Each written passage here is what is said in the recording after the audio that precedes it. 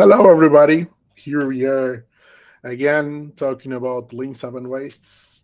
And it's a great pleasure to receive today Elena.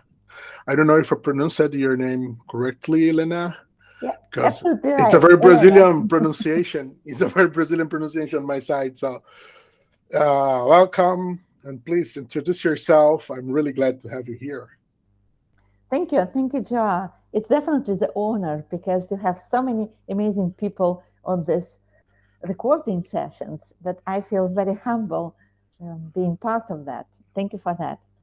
My name is Elena Vasilieva. I'm agile coach working with a team of these brilliant coaches and the Carlo. And we are doing this, I would say, especially Joao, doing this amazing work of bringing awareness to the very basic, fundamental issues, what whole agility it stands for, issues of waste and values. And it's always, I would say, in some way discussable how we classify what is waste and what is value. Amazing. And today we are going to talk about waiting. It's one of the 7 ways. And Elena, please tell me what it's all about. What is waiting all about to let everybody knows what we're going to talk today. Well, I think waiting from from the lens of lean understanding. This is where we wait to create value, and as a result, we create waste. Like we are holding on creating value, and as a result, we create waste. Waiting from the lean perspectives might be addressed to the process when we're holding on to decision making, which prevents us from doing some work, or we are holding on decision making, which prevents us actually to receive value from the work we are doing. Like how to put it in more simple way. Let's say you wait and hold on making decision. What the root cause for that? Probably decision is not important, and then you just need to stop and Yeah. do something about this, dismiss it. You're holding to make a decision because decision it's so important that you don't have right to make it. You don't have data to make it. You don't have skills to make the decision. For example, you are waiting for some important release and you're doing a lot of testing and you don't have data which give you the proof that you can do this release.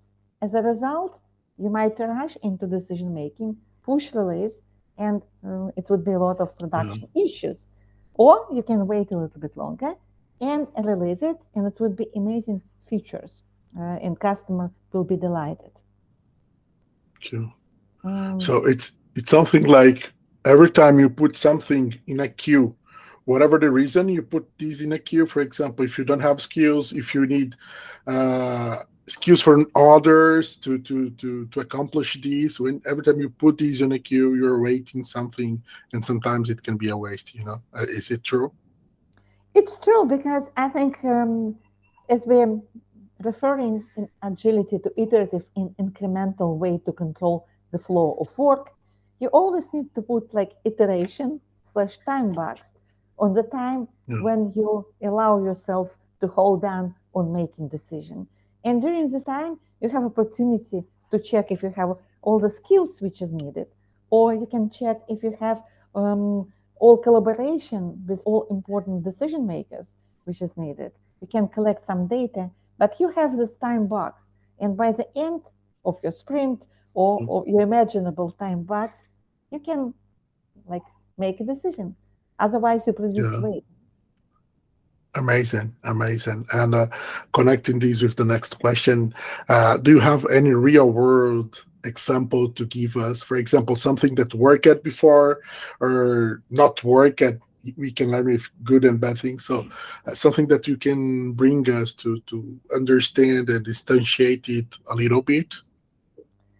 Uh, from my past experience, one of most typical example of creating waste when developers writing the code without writing unit test cases at the same time.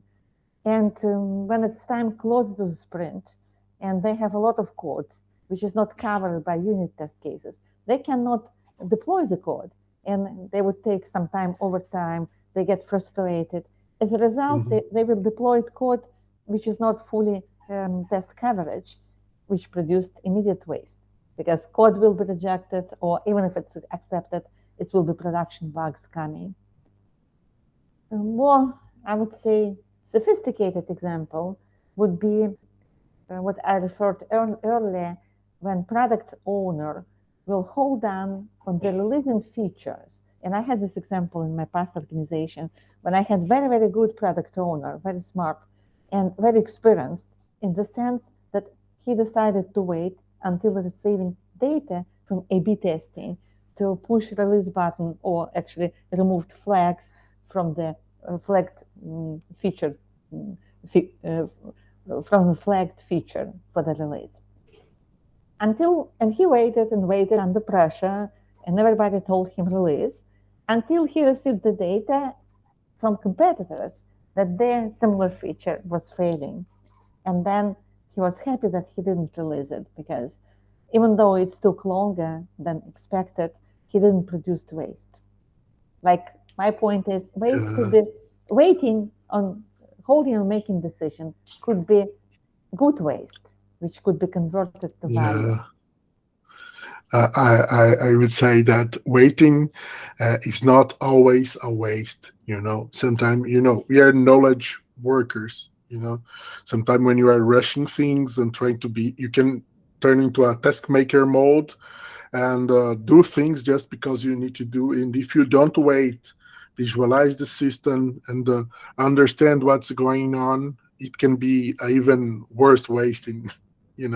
So waiting, it's amazing example to sometimes waiting is not a waste. It's better stay understanding the numbers, realize the reaction of the market, reaction of the customers, instead of start building things. It's amazing. Good. Love this conversation, Alina. The last question is, do you have any tip for us to avoid this wasting? For example, we are in the tutorial trying to deliver more, to be more, to deliver better every day. So, do you have any tip to us to lead us on avoid waiting or the bad waiting? Well, definitely universal tip: time boxing everything.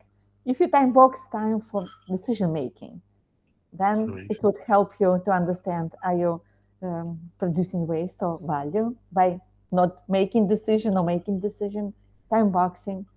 Um, Time boxing amount of work which should be done, and evaluating in small batches. Also, making sure that when you start doing something, you have cross-functional skills, and not waiting for something which blocks you from delivering. Amazing. Yeah, I really believe that small batch is a very key thing to, because if your iteration is small, you add value faster, and you can manage things like dependencies or things like that will make you waiting in the bad way. So yeah, Lena, thank you very much. It was a pleasure to receive you here. So I'm really glad. I hope the people enjoyed these as much as I enjoyed this conversation. Thank you very much. Thank you, Joao, and good luck with all this, like, lean concept of waste and value. Amazing. Thank you. Bye bye. Bye.